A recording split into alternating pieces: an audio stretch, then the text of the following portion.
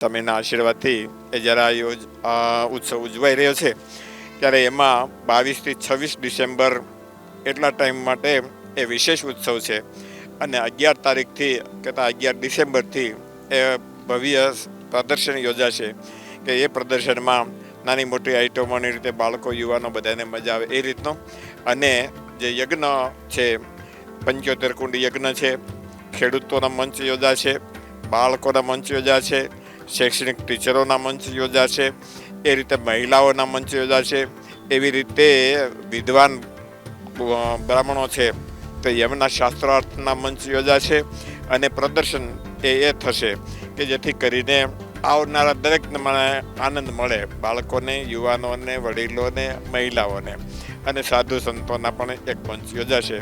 આ રીતનું અત્યારે આયોજન થયેલું છે। સ્વામીજી, આજે મહોત્સવ છે, મહોત્સવમાં કેવા કેવા કાર્યક્રમો યોજાવા જઈ રહ્યા છે? એ મહોત્સવનો પ્રારંભ 22 થી 26 ડિસેમ્બર સુધી છે। પ્રદર્શનનો પ્રારંભ છે 11 ડિસેમ્બરે છે અને ત્યાર પછીથી 13મી ડિસેમ્બરે એ સમૂહ દરેક જ્ઞાતિના યુવાનોના, મહિલાઓના સમૂહ લગ્ન એનું આયોજન કરવામાં આવ્યું છે।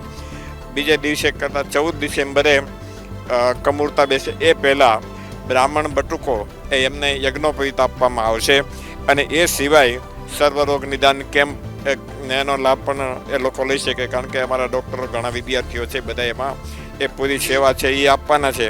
પછી બાળકો એને માટેની આ સંસ્થા છે, ગામડે ગામડે અમારા બાળ મંડળને એવું ચાલે છે, તો એ બાળકોને પણ પૂરો ન્યાય મળે એને માટે એ સ્પેશિયલ બાળ મંચ યોજાશે। એવી રીતે યુવકો છે તો એને માટે યુવા મંચ યોજાશે।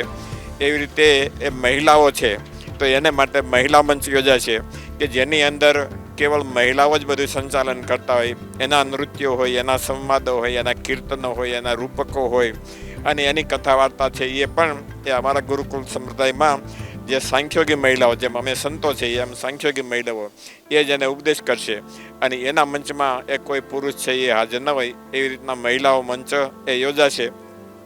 અને એની સાથે રાજકોટ ગુરુકુળનો જ્યારે 75 વર્ષ પૂરા થઈ રહ્યા છે એમાંથી 1,20,000 જેટલા વિદ્યાર્થીઓ જ્યારે ભણીને ગયા છે અને દેશ વિદેશમાં આજે એ સારી રીતે સેટ થયેલા છે એ વિદ્યાર્થીઓ અને પછી હરિભક્તો કે જેને સત્સંગના લાભથી કે સંતોના મુખ્ય કરીને પોતાના જીવન છે એને ઉજાગર કર્યા છે, તો એવા સંતો અને વિદ્યાર્થીઓ અને હરિભક્તો એ મળીને ગુરુકુળ મૈયાનું એ પૂજન એ કરશે।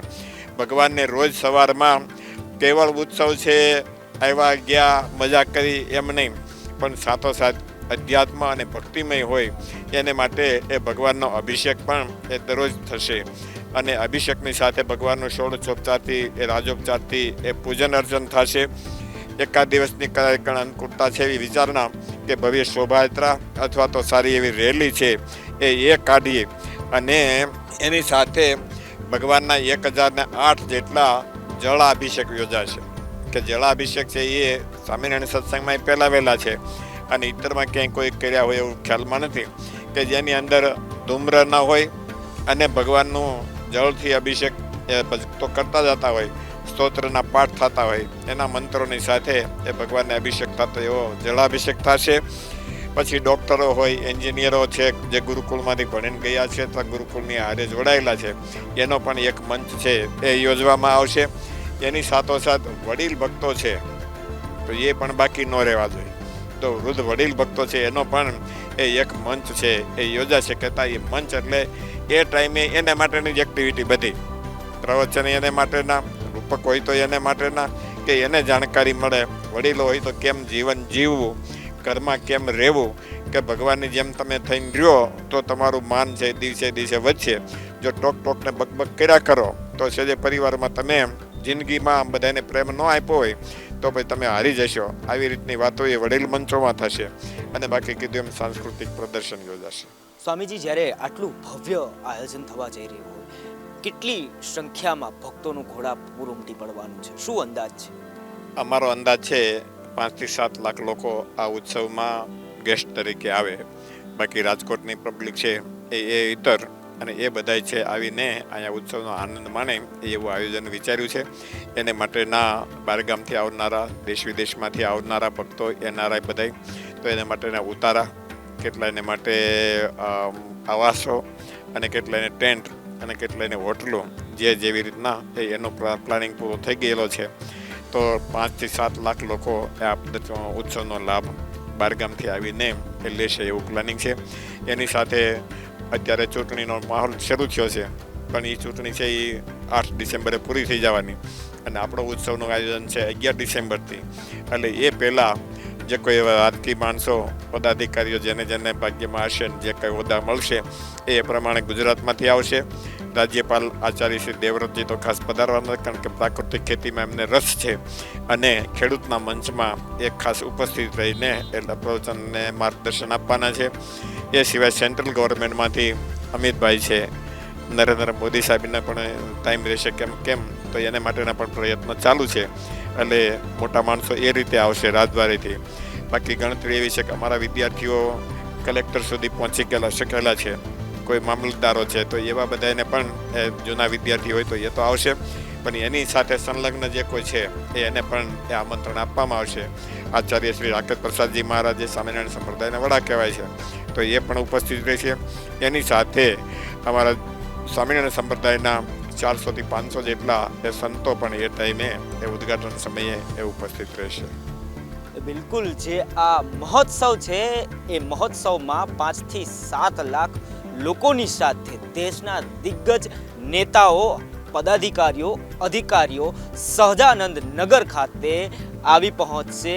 તેઓ પણ તેમનો જે શ્રદ્ધારૂપી ભાવ છે એ સહજાનંદ નગર ખાતે આવીને વ્યક્ત કરશે. 5 દિવસીય મહોત્સવ ઉપરાંત સહજાનંદ નગર ખાતે 15 દિવસીય પ્રદર્શન યોજાનાર છે, જેમાં ટેકનોલોજીના માધ્યમથી એક સમયે વિશ્વગુરુ રહેલું ભારત શા માટે વિશ્વગુરુ હતું તે અંગે the hidden history of India નામની લાઇટ, સાઉન્ડ અને સ્મોક પદ્ધતિથી ડોક્યુમેન્ટરી રજૂ કરવામાં આવનાર છે. ઉપરાંત સાયન્સ સિટી, એમ્યુઝમેન્ટ પાર્ક, ગુફા, તળાવો, બગીચાઓ, પૌરાણિક ગુરુકુળની પ્રતિકૃતિ તૈયાર કરવામાં આવી રહી છે, જે મુલાકાતીઓ માટે અત્યંત રુચિ ઊભી કરનાર સાબિત થશે. 5 દિવસનો જે અમૃત મહોત્સવ છે તે સિવાય જે સહજાનંદ નગર ઊભું કરવામાં આવ્યું છે ત્યાં 15 દિવસીય પ્રદર્શનનું પણ આયોજન કરવામાં આવ્યું છે. પ્રદર્શન ખૂબ ભવ્ય યોજાવાનું છે. 40 વીઘા જેટલી વિશાળ જગ્યામાં આ પ્રદર્શન યોજાવા જઈ રહ્યું છે. ખાસ પ્રદર્શન અંગે વાતચીત કરવા માટે આપણી સાથે સ્વામી છે. સ્વામી, શું કહેશો, કયા પ્રકારનું પ્રદર્શન હશે, કેવી ટેકનોલોજીનો ઉપયોગ થયો હશે? આ પ્રદર્શનમાં ખાસ કરીને 35 પ્રકારની વિવિધ પ્રકારની ટેકનોલોજીઓનો આપણે ઉપયોગ કરી અંતે આ ગુરુકુલનો અમૃત મહોત્સવ છે. ગુરુકુલ એટલે જીવન ઘડતર, જીવન પરિવર્તન. કોઈના કોઈ માધ્યમે વ્યક્તિને કંઈક નવી પ્રેરણા મળે, કંઈક મૂલ્યો મળે અને સાથે સાથે એન્જોયમેન્ટ મળે, સાત્વિક મનોરંજન મળે. નાના બાળકોને, વડીલોને, યુવાનોને, વૃદ્ધોને, મહિલાઓને એકવાર કોઈ આ પ્રદર્શનમાં એન્ટ્રી લેશે તો 3 કે 4 કલાક એની શક્તિ કે તાકાત નથી કે એ બહાર નીકળી શકે. એટલું સરસ આખું પ્રદર્શન. 1 લાખ તો નાના મોટા છોડવા વૃક્ષોનું પ્લાન્ટેશન થવાનું છે. સાથે સાથે આ પ્રદર્શનની અંદર એન્ટ્રીમાં જ ભવ્ય ગેટનું નિર્માણ થશે. પછી વંદના સર્કલ આખું નિર્માણ પામનારું છે. આપણી જે ભવ્ય ભારત, જેને આપણે કહીએ છીએ કે એક દિવસ ભારત વિશ્વગુરુ હતું, તો એ વિશ્વગુરુ ભારત શા માટે હતું? આજે આપણે જે ભણીએ છીએ બીજું ભણીએ છીએ, બીજું ભણાવવામાં આવે છે. આપણે ફોટોમાં જોઈએ કે ગરીબી શબ્દ ભારતમાં છે હતો જ નહીં, આપણે બીજું જ ભણ્યા.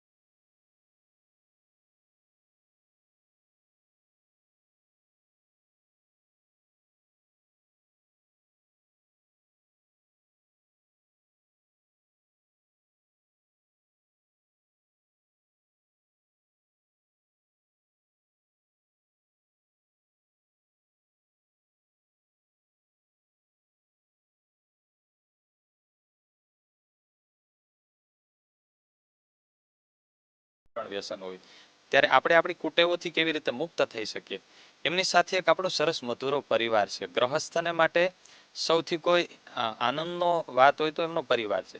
ત્યારે પરિવારમાં આપણે કેવી રીતે રહીએ તો વિશેષ પરિવારમાં આનંદ લઈ શકીએ.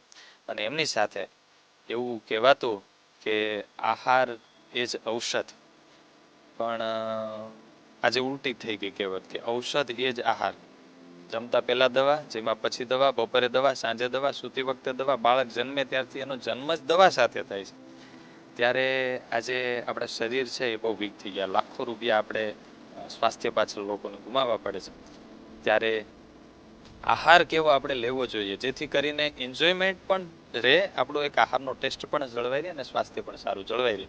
એમના માટેની 3 પ્રકારના ઓડિટોરિયમમાં એવી દિલધડક ટેલિફિલ્મ છે કે માણસ બહાર નીકળે ત્યાં એને 2 વાર રડવું આવી જાય ને એનું કુટે હોય તો માણસ પોતે ઘા કરી અને એને એમ થાય કે નહીં હવે હું અહીંથી કંઈક નવું જીવન લઈને જાત. આ કરોડો રૂપિયાનો ખર્ચ આમાં થશે આ બધા નિર્માણમાં. સંતો 275 સંતોની ટીમ અને 11,000 જેટલા સ્વયંસેવકોની ટીમ આમાં મહેનત કરી રહી છે ને કરવાની છે ઉત્સવ વખતે. આ બધાનો એકમાત્ર હેતુ છે કે અમે સાધુ છીએ, સમાજ અમને રોટલા આપે છે, અમને વસ્ત્ર આપે છે, અમે કમાવા નથી જતા, સમાજ અમારી જવાબદારી લે છે. બરાબર. ત્યારે ગુરુદેવ જેમણે ગુરુકુલ સંસ્કૃતિને ભારત વર્ષમાં પુનર્જીવિત કરી, શાસ્ત્રીજી મહારાજ શ્રી ધર્મજીવન સ્વામી એવું કહેતા કે આપણા ઉપર સમાજનું ઋણ છે. ત્યારે આપણે કંઈક સમાજને મદદરૂપ થઈ શકીએ. એ જ્યાં પ્રશ્નોમાં અટવાય છે, એના બાળકો, મહિલાઓ, વડીલો, તો એને કંઈક આપણે એક સ્ટેપ આગળ વધારવા માટે ઉપયોગી થઈ શકે, એના માટેનો પ્રયાસ છે. એટલે અમારા સમાજ ઉપરનો ઉપકાર નથી, આ અમારું કર્તવ્ય છે. કર્તવ્ય માની અને રાત્રિ દિવસ એન્જિનિયર થયેલા, ડૉક્ટર થયેલા, મોટો મોટો બિઝનેસ કરનારા અને સાધુ થયા હોય એવા સંતો અહીંયા રાત્રિ દિવસ એક મજૂર કરતાં પણ વિશેષ કામ કરે છે. એક દિલથી સમાજને આપણે ઉપયોગી થઈ. સમાજ છે એ ભગવાનનું સ્વરૂપ છે, દરેકના અંતરમાં પરમાત્મા બેઠા છે. તો એમની સેવા એ ભગવાનની સેવા છે. બિલકુલ વિવિધ પ્રકારના આકર્ષણો સાથે માનવનું જીવન કેવું હોવું જોઈએ તેના જે અધ્યયન કક્ષ છે તે પણ અહીં સહજાનંદ નગર ખાતે વિકસાવવામાં આવશે. સાથોસાથ જે અલગ અલગ પ્રકારના શો હશે તેનો પણ લોકો આનંદ માણી શકશે. અને ખાસ તો જે the hidden history of India નામનો આખો સેશન છે એ ભારતના વૈભવશાળી અને ભારતનો જે અલૌકિક ઇતિહાસ હતો તેનું વર્ણન કરશે. ભવ્ય અમૃત મહોત્સવ માટે 450 વીઘા જેટલી વિશાળ જગ્યા મવડી કણકોટ રોડ પર પસંદ કરવામાં આવી છે. આ બધી જ જગ્યા લોકોએ શ્રદ્ધાભાવથી તદ્દન નિઃશુલ્ક આપી છે, જેથી મહોત્સવને ભવ્ય અને ઐતિહાસિક બનાવી શકાય. ભવ્ય આયોજન વિશાળ વિસ્તારમાં પણ થવા જઈ રહ્યું છે. રાજકોટના મવડી અને કણકોટ રોડ ખાતે જે સહજાનંદ નગર વિકસાવવામાં આવ્યું છે તે વિશે ખાસ વાતચીત કરવા માટે આપણી સાથે રઘુવીર સ્વામી છે. સ્વામી, શું કહેશો, કેટલું વિશાળ આયોજન કરવામાં આવ્યું છે? આપણે એ ડિટેલમાં છે એમની પહેલાં એમની પાસ હિસ્ટ્રીમાં જઈએ. જ્યારે પોણા 2 વર્ષ પહેલાં ઉત્સવનું અનાઉન્સમેન્ટ થયું ત્યારે ઉત્સવ કેવો કરવો, કેટલો ભવ્ય કરવો, બધા સંતોના હૃદયમાં ઈચ્છા હતી કે ઉત્સવ બહુ સારો થાય. અને ઉત્સવ ખાલી ફક્ત મનોરંજન માટે નહીં, પરંતુ સમાજને એમાંથી કંઈક પ્રાપ્ત થાય એટલા માટે કરીએ. તો હવે ઉત્સવ ભવ્ય કરવો હોય તો જમીન પણ મોટી જોઈએ. તેમના માટે રાજકોટના આજુબાજુના બધા વિસ્તારોમાં સંતો પોતે ફર્યા. સિનિયર સંતો છે સંસ્થાના, એ કે રાજકોટની જે પબ્લિક છે એને ઇઝીલી ઉત્સવ જોઈન કરી શકે એટલા માટે. પણ ભગવાનની કાંઈક એવી કૃપા હશે કે આટલો સરસ એરિયા આપણને પ્રાપ્ત થઈ. પહેલાં ટ્રાય કરી 200 વીઘા જમીન આપણને મળી, અને છતાંય બધા ટ્રાય કરતા હતા કે વધારે આપણને જગ્યા મળે. રોજે સંતો ભગવાનને પૂજામાં એક સ્પેશિયલ માળા કરતા કે એ ભગવાન તમારો ઉત્સવ છે, સારામાં સારો થાય, લોકોને પણ કંઈક સારું પ્રાપ્ત થાય. તો ભગવાને પ્રાર્થના સાંભળી અને મળતા અત્યારે 450 વીઘા જમીન આપણને પ્રાપ્ત થઈ. અને બીજી આશ્ચર્યની વાત એ છે કે આ જે જમીન આપનારા છે તો એમાં મોટા ભાગના સત્સંગી નથી કે સંસ્થા સાથે સીધા કનેક્ટ નથી, પરંતુ એ લોકોના હૃદયમાં એમ છે કે આ સંસ્થા અમારી છે, કે આજ સુધીમાં આ સંસ્થાએ 1.25 લાખ વિદ્યાર્થીઓને ફ્રીમાં ભણાવ્યા છે. એમના જીવનને એક મોટો જમ્પ આપેલો છે.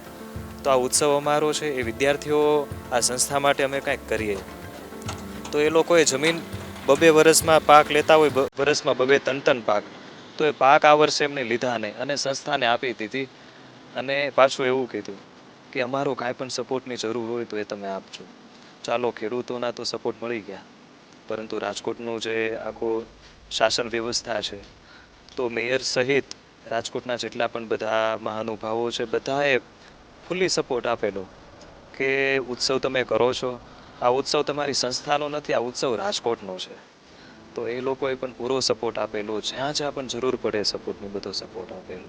અને ઉત્સવમાં બીજી વાત જોઈએ તો કથા વાર્તા ને એ બધું તો હશે જ, પરંતુ પ્રદર્શન છે તો 450 વીઘામાંથી 40 વીઘા જમીન પ્રદર્શન માટે ફાળવેલી છે. પૂજ્ય ચૈતન્ય સ્વામીએ વાત કરી બધી ડિટેલમાં એમાં આવી ગયું. બીજું ફન વર્લ્ડ છે, સભા મંડપ છે, 50 વીઘા ઉપરાંત મોટું ભોજનાલય છે. અને હું હૃદયથી કહું તો જેટલા પણ લોકો અહીં વિઝિટ લેશે, અમારો ફિગર છે કે આ ઉત્સવમાં 7 લાખ પ્લસ પીપલ વિઝિટ લેશે. પણ જેટલા પણ વિઝિટ લેશે એ બધાને હૃદયથી એવી અનુભૂતિ થશે કે this is a right culture of India. આપણી મૂળ ભારતીય સંસ્કૃતિ શું છે ને એ અહીંયા પોતે અનુભવ કરી શકશે. અને બીજી આગળ વાત કરું તો જ્યારે કથા પારાયણ છે તો એમાં પણ સંતો દ્વારા એવા મૂલ્યો પીરસવામાં આવશે કે સમાજને જીવન ઉપયોગી થાય. ગુરુકુળના અમૃત મહોત્સવ નિમિત્તે અલગ અલગ દિવસે ખેડૂત મંચ, બાલ મંચ, શિક્ષક મંચ, વાલી મંચ, સર્વરોગ નિદાન કેમ્પ, ગુરુકુલ મૈયા પૂજન, ભૂતપૂર્વ વિદ્યાર્થી સંમેલન, વડીલ મંચ, મહિલા મંચ, ધર્મજીવન એવોર્ડ સમારંભ વગેરે કાર્યક્રમો યોજાનાર છે. મહાભિષેક, સત્સંગી જીવનકથા, અન્નકૂટ દર્શન, અખંડ ધૂન, વ્યાખ્યાનમાળા, 75 કુંડી શ્રીધરયાગ, રક્તદાન કેમ્પ, શોભાયાત્રા વગેરેનું પણ આયોજન થવાનું છે. સમગ્ર મહોત્સવ 450 વીઘા જમીનમાં યોજાનાર છે.